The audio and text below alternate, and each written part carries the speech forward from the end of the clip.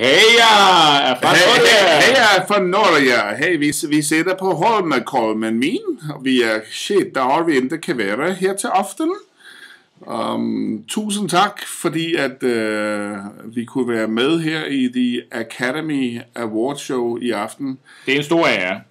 Vi kunne desværre ikke være til stede på Bramsnæs Vigskolen her til aften.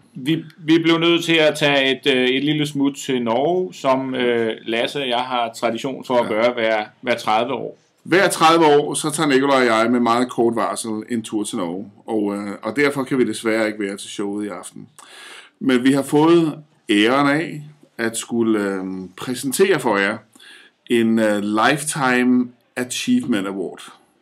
Og den gives til en speciel person, der har brugt et helt liv i kreativ og tro tjeneste i kirken sammen med de unge. Ja.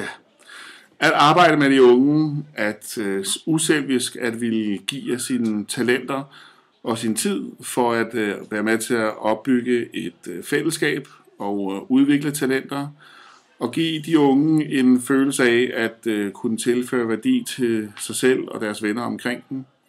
Og der har vi æren af at kunne overdrage Academy Award Lifetime Achievement 2011 til Marian Andersson. Ej, hun hedder Als. Hun hedder Marian Als Andersson. Det gør hun altså.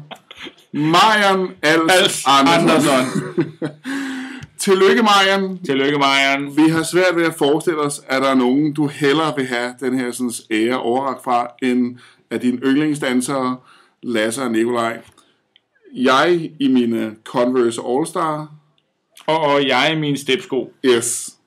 Så tillykke med det, og tak for de mange års tro tjeneste, og tak for alt det gode og positive, som du har gjort for ungdommen igennem årene. Og stort kram, Marian. Krammer. Stort krammer. Åh, ja.